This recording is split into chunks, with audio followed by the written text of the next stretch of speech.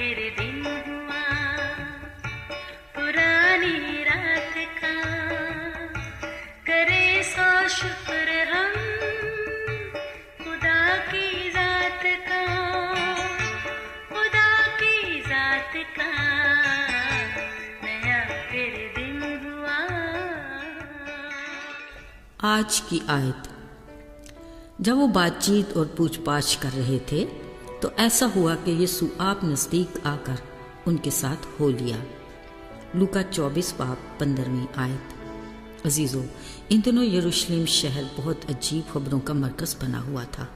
वहाँ खोपड़ी की जगह यानी गुलगुता एक ऐसी जगह थी जहाँ रूमी सरकार के दौरे हुकूमत में बड़े मुजरमों को सलीबी मौत की सज़ा दी जाती थी। इन दिनों भी 2 डाकुओं को सलीबी मौत की सज़ा दी गई, मगर इस बार कुछ मुख्तलिफ ये था कि उनके साथ एक तीसरे मुजरिम को भी, बकौल उनके यीशु मसीह को भी सलीबी मौत की सज़ा दी गई। हैरत की बात यह थी कि जैसे ही ये वाक़या ज़ुहूर पजीर हुआ, हैरान कुन बातें रूनुमा होने लगीं। हुआ ये कि रूमी अदालतों से जिस मुजरिम बकौल उनके यीशु नासरी को सज़ाए मौत सुना दी गई, अव्वल तो ये कि उस पर किसी किस्म का कोई जुर्म साबित हुआ ही नहीं था। फिर भी लोगों ने उसे कांटों का ताज पहनाया, कोड़े लगाए, लान तान किया, सिर्फ इस वजह से कि वो खुद को यहूदियों का बादशाह कहता है। फिर सलीब उसके कंधों पर रखवा कर उसे खोपड़ी की जगह ले जाया गया ताकि दीगर बदकारों के साथ उसे भी कैफरे किरदार तक पहुंचाया जाए। सिर्फ यही नहीं, बल्कि बकौल उनके मुजरिम यीशु नासरी के सलीबी वक्त तक फितरत के गैर यकीनी बदलते रंग ढंग यानी 3 पहर तक 4 सू अंधेरा, भंचाल का आना, कब्रें खुल जाना, मुकद्दसीन का कब्रों में से निकलकर मुख्तलिफ लोगों को दिखाई देना, ये सब कुछ यरूशलेम के लोगों के लिए हैरत ज़दा था। ये देखने और सुनने वाला शदीद उलझन का शिकार था कि ये मुजरम बकौल उनके यीशु नासरी था कौन। अजीज़ों, इन लोगों में यकीनन वो लोग भी शामिल थे जिन्होंने यीशु मसीह के मौजज़ात भी देखे होंगे और उस भीड़ में शामिल होकर उसकी तालीम से भी मुतासर हुए होंगे। आज इस सारे वाक़या को हुए 3रा दिन था। लगता है इस कार्रवाई को देखने यरूशलेम के गिरदोनवा के लोग आए हुए थे जो अब लौट रहे थे। कलाम मुकद्दस में ऐसे ही 2 मुसाफिरों का जिक्र है जो अपने गांव अमूस को, जो यरूशलेम से 7 मील दूर था, जा रहे थे। इनका भी मौज़ूए गुफ्तगू ये वाक़या ही था। अचानक उनके साथ एक तीसरा मुसाफिर आ मिला जो बज़ाहिर उनकी गुफ्तगू से ला इल्म था। उसने उन 2 से पूछा, ये क्या बातें हैं जो तुम चलते आपस में कर रहे हो? वो इसकी ला इल्मी से हैरान भी हुए और बरहम भी। बोले, लगता है तो वाहिद शख्स है जो यरूशलेम के इन दिनों के हालात को नहीं जानता।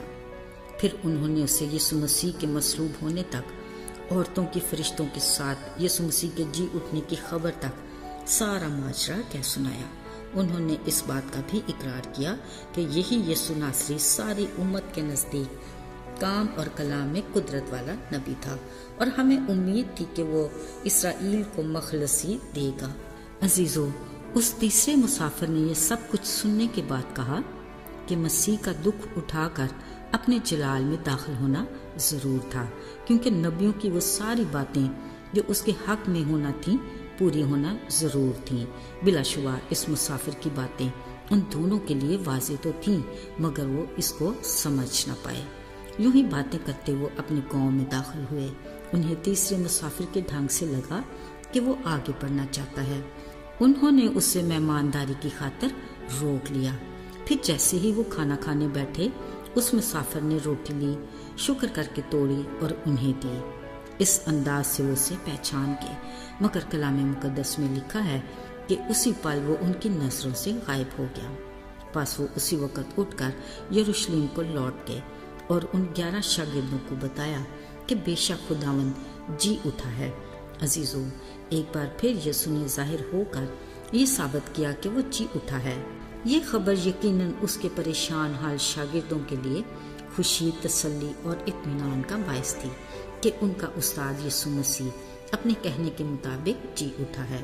अगरचे अपने कमज़ोर ईमान के बायस उनमें हिम्मत और दलेरी नहीं थी, کہ وہ بند کمروں سے نکل کر لوگوں کو اس کے جی اٹھنے کی گواہی دے سکیں، مگر مایوس ہونے کی قطعاً ضرورت نہیں۔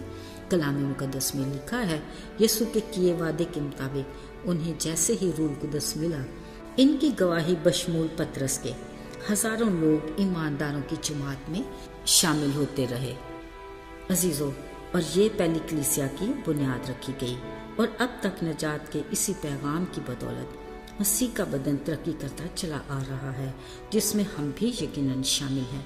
عزیزو، آج ہمارے ہاتھوں میں خداوند کا کلام اپنے تمام تر ثبوتوں کے ساتھ موجود ہے کہ وہ جی اٹھا ہے، اور نجات کا پیغام ہمارے ایمان کی بنیاد ہے۔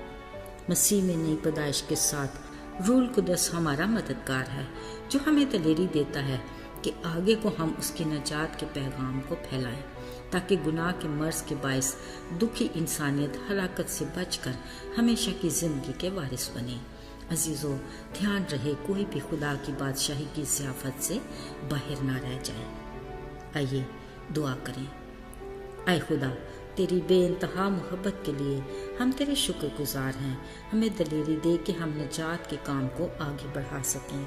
یسوع کے نام میں آمین۔